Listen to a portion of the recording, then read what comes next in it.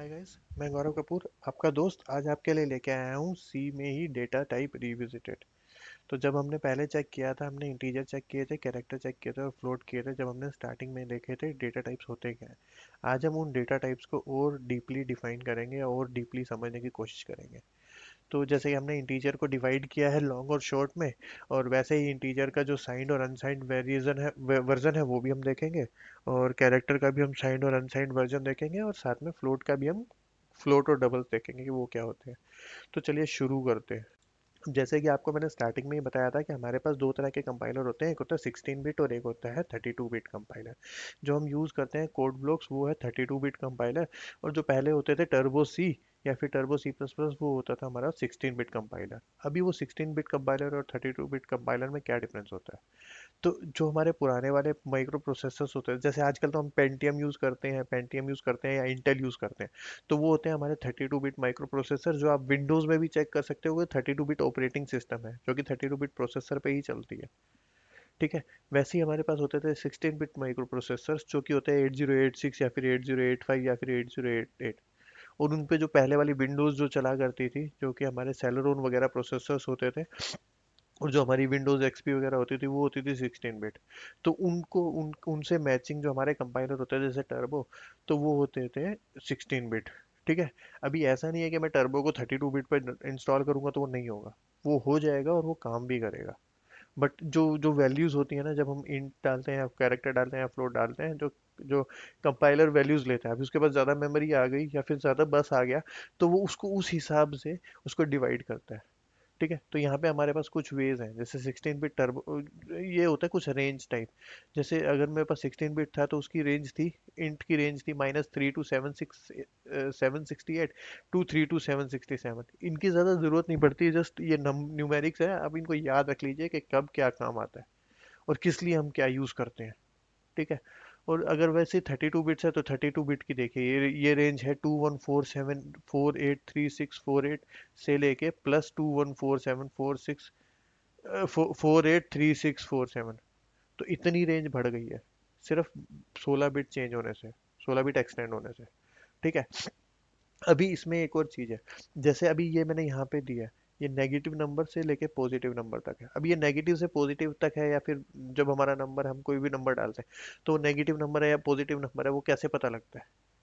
ठीक है। तो वो नंबर सारे के सारे स्टोर होते हैं, जब हम स्टोर करने लगते हैं तो वो नंबर सारे स्टोर होते हैं एक तरह से बाइनरी में, जो कि जीरोज और वंस का सीक्वेंस होता है।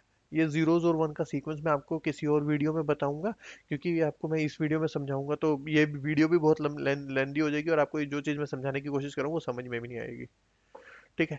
तो ये जीरो और वन का जो सीक्वेंस होता है वो किसी भी नंबर को इंडिकेट करता है उस टाइम के लिए। ठीक है। यहाँ पर अगर आप चाहें तो मैं आपको शॉर्ट में समझा सकता हूँ। जैसे मुझे मुझे इंडिकेट करना है वन को, तो वन मेरा कैसे इंडिकेट करूंगा? अभी अच्छा, एक बाइनरी का एक छोटा सा वो होता है 8421। ठीक है। इस तरह से बाइनरी डिवाइड होता है। अभी मुझे वन को इंडिकेट करना है तो मैं यहाँ पे इसको रखूंगा 1 बिट, ये रखेंगे 0 बिट, ये रखूंगा 0 बिट और ये रखूंगा 0 बिट। वैसे ही मुझे अगर 7 को डिनोट करना है तो 8421 के हिसाब से ही इसको रखूंगा 0 बिट, इसको रखूंगा 4 है तो यहाँ पे रखूंगा 1 बिट। 5 6, ये 4 + 2 हो गया 6, +1 हो गया 7। तो मेरा ये होगा, ये इंडिकेट करेगा 7 को, ये इंडिकेट करेगा 1 को। और वैसे ही अगर मुझे 8 को डिनोट करना है तो 1 0 0 0, तो ये इंडिकेट करेगा 8 को। ठीक है। तो इस तरह से मेरे पास होती है बाइनरीज। ये हो गई मेरे पास, ये एक बाइनरी है, ये दूसरी बाइनरी और ये तीसरी बाइनरी। तो यहाँ पे जब बाइनरीज को मैं चेक करता हूँ कि बाइनरीज के सबसे आगे क्या है, यहाँ पे बाइनरीज के सबसे आगे का मतलब ये नहीं है कि उसके आगे जो 8 को मैंने डिनोट किया उसके आगे एक और बिट होती है, वो 0 या 1 है। उससे पता लगता है कि नंबर पॉजिटिव है कि नेगेटिव। 1 होगा तो नेगेटिव होगा, 0 होगा तो पॉजिटिव होगा। ठीक है। चलिए वो चीज़ हम बाद में देखेंगे। फिलहाल हम ये देखते हैं कि जब हमारे पास 16 बिट थे तो हमारे पास जो तीन वैल्यूज थी, लाइक शॉर्ट थी, इंट थी और लॉन्ग थी, उनको क्या वैल्यूज होती थी? अभी शॉर्ट, इंट और लॉन्ग इंटीजर को ही डिफाइन करने के तीन तरीके हैं। तो जो शॉर्ट है उसकी वैल्यू होती थी 2, 16 बिट के लिए इंटीजर की 2 और लॉन्ग की 4। 32 बिट के लिए शॉर्ट की 2, इंट की 4 और लॉन्ग की 4। तो यहाँ पे देखिए कि 16 बिट है तो शॉर्ट और इंट सेम है, और 32 बिट है तो इंट और लॉन्ग सेम है। राइट। अच्छा, इसका मतलब जो मेरी रेंजेस हैं वो रेंजेस डिफरेंशिएट होती हैं। ठीक है। कि कितना ज़्यादा बड़ा नंबर मैं लिख सकता हूँ। अच्छा, इनको मैं अगर प्रोग्रामिंग में लिखना हो तो प्रोग्रामिंग में कैसे लिख सकता हूँ? लॉन्ग आई, लॉन्ग एबीसी, या फिर शॉर्ट जे, शॉर्ट हाइट। ठीक है, ये आपके वेरिएबल्स हैं, आई ए बी सी जे और हाइट। और ये जो आपके पहले वो डेफिनेट आपने उसको वो कर रखा है कि कौन सा डेटा टाइप है। तो चलिए आगे बढ़ते हैं। अभी हमारे पास आते हैं साइंड और अनसाइंड कैरेक्टर। अभी मैंने आपको जैसे बताया था कि नेगेटिव और पॉजिटिव होते हैं हमारे पास। कोई भी नंबर हम नेगेटिव रख सकते हैं या पॉजिटिव रख सकते हैं। तो जो हमारे पास जो नेगेटिव और पॉजिटिव की होती है वो रेंज होती है। तो सपोज यहाँ पे मेरे पास एक नंबर है unsigned int number of students. मतलब अभी मुझे ये पता है कि नंबर ऑफ स्टूडेंट्स हमेशा पॉजिटिव रहेंगे, उसके लिए मुझे नेगेटिव की रेंज की जरूरत कोई रिक्वायरमेंट नहीं है। तो मैं उसके आगे लिख दूंगा अनसाइंड इंट। ठीक है, अनसाइंड का मतलब मैंने मैंने कंपाइलर को बता दिया कि ये मेरा नंबर है जो पॉजिटिव ही रहेगा, इसके लिए मुझे नेगेटिव की रेंज नहीं चाहिए। और अगर मुझे नेगेटिव की रेंज नहीं चाहिए तो मेरी रेंज वो डबल कर देगा। जैसे कि यहाँ पे जो 16 बिट का मैंने रेंज लिखा है, वो अगर मैं अनसाइंड नहीं लिखता, सिर्फ इंट नंबर ऑफ स्टूडेंट लिखता हूँ, तो मेरी रेंज होती है 32768 से प्लस 32767 तक। मतलब नेगेटिव रेंज ये, पॉजिटिव रेंज ये। लेकिन जब मैंने अनसाइंड आगे लिख दिया तो मेरे को सिर्फ 0 से लेके 65538 335, यानी कि डबल रेंज मिली पॉजिटिव में ही, अनसाइंड लिखने के बाद। तो मैंने कंपाइलर को ये बताया कि मेरे पास मुझे मेरा जो नंबर है वो सिर्फ पॉजिटिव रहेगा। तो इसलिए कभी कभी हमें ज़रूरत पड़ती है कि हमें पॉजिटिव रखना है या नहीं रखना है नंबर। और सबसे बेटर बात, जो हमारे पास अपना बाइनरी होता है, जब हम पॉजिटिव रखते हैं तो जो उसका सबसे लेफ्ट वाला पोर्शन होता है ना, जो हमारा सबसे लेफ्ट वाला होता है, जैसे कि मैंने अभी आपको समझाया था, तो वो यहाँ पे जो ये सबसे लेफ्ट वाला पोर्शन होता है ना, यहाँ पे एक और बिट बनी होती है, वो हमेशा अनऑक्यूपाइड रहेगी, मतलब वो हमेशा जीरो रहेगी। ठीक है, तो होप आपको ये चीज़ समझ में आई होगी। ठीक है। अच्छा, इनको लिखने का और तरीका कैसे है? जैसे यहाँ पे अनसाइंड इंट आई लिखा हुआ है या फिर अनसाइंड आई लिखा हुआ है, ये तो हम कर ही सकते हैं। साथ में शॉर्ट और लॉन्ग को भी क्या हम कर सकते हैं? तो हाँ, शॉर्ट को भी हमें लिखना है तो unsigned int, short unsigned int लिख सकते हैं, लॉन्ग अनसाइंड इंट लिख सकते हैं, या फिर शॉर्ट इंट लिख सकते हैं, साइंड शॉर्ट इंट। सपोज अगर हमने सिर्फ शॉर्ट इंट लिखा, अनसाइंड आगे नहीं लिखा, तो वो हो जाएगा साइंड शॉर्ट इंट, मतलब नेगेटिव से पॉजिटिव तक। वैसे ही लॉन्ग का भी हो जाएगा, तो उसकी भी रेंज हो जाएगी नेगेटिव से पॉजिटिव तक। तो ये तो हो गया हमारा इंटीजर पार्ट। ठीक है, अभी हम आगे चलते हैं कैरेक्टर पार्ट में। अभी कैरेक्टर में भी यही होता है, हमारे पास साइंड और अनसाइंड होता है। उसमें भी रेंजेस ही होते हैं। अभी उसको नेगेटिव और पॉजिटिव तो हम कर नहीं सकते, उसमें रेंजेस होते हैं। जैसे कि यहाँ पे कैरेक्टर ए है। ठीक है, तो कैरेक्टर ए का बाइनरी जो हमारे पास होता है वो 65 होता है। एस्काई वैल्यू होती है 65 और बाइनरी होती है। ठीक है, बाइनरी में अभी आपको नहीं डाल रहा हूँ। और उसकी जो रेंज होगी, जैसे मैंने कैरेक्टर ए लिखा तो उसकी रेंज होगी -128 से +127। जहाँ पे जो एनसाइन कैरेक्टर है उसकी रेंज होगी 0 से 255, मतलब सीधे डबल हो जाती है। अभी वैसे ही अगर आपको मैं ये कहूँ, मेन कैरेक्टर CH 291 प्रिंट ये बैकस्लैश एंड %d %c तो यहाँ पे नंबर प्रिंट होगा, यहाँ पे कैरेक्टर प्रिंट होगा। तो आपको क्या लगता है क्या प्रिंट होना चाहिए? बताइए बताइए, क्या लगता है? 291? चलिए इसको करके देखते हैं कि क्या प्रिंट होगा। ठीक है, तो हम यहाँ पे आए, हमने ये जो किया character CH 291 print F CH 291, इसको मैं रन करता हूँ। तो ये देखिए मेरे पास आया 35 हैश। अब ये 35 हैश कैसे आया जब हमने दिया था 291? तो यही पंगा होता है रेंज का। जो रेंज है वो 291, जब मैंने %d किया या फिर %c किया, लेकिन यहाँ पे कैरेक्टर है, कैरेक्टर की रेंज कितनी है? और ये भी अनसाइंड नहीं है, साइंड कैरेक्टर है, तो उसकी रेंज होगी -128 से 127, जो कि 291 से बहुत ऊपर है। राइट, तो पूरा घूम के ये आएगा।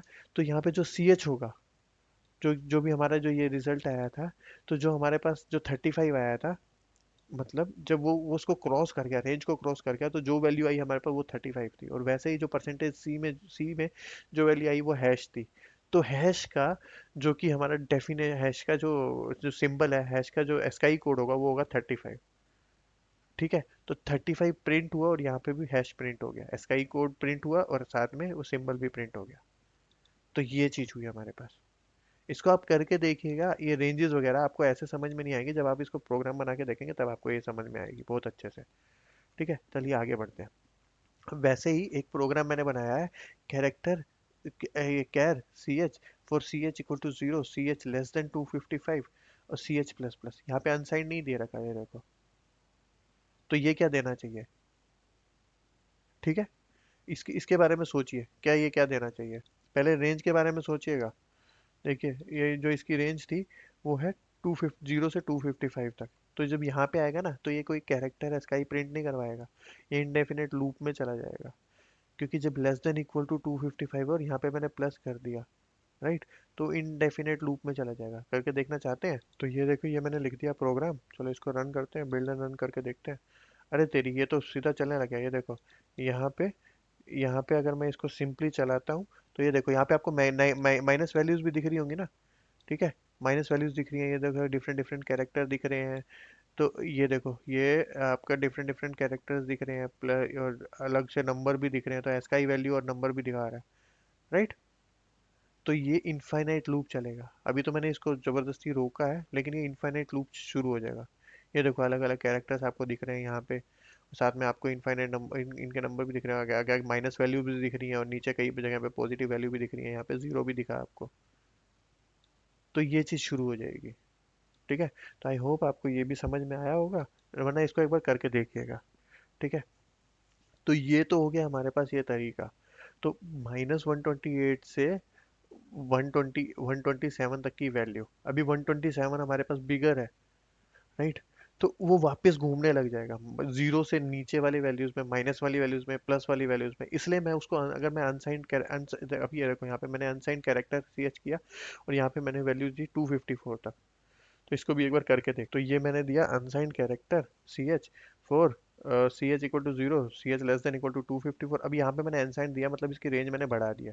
तो देखते हैं हम इसको रन करके, ये देखो हमारे पास एक आया और ये 254 तक आके रुक गया।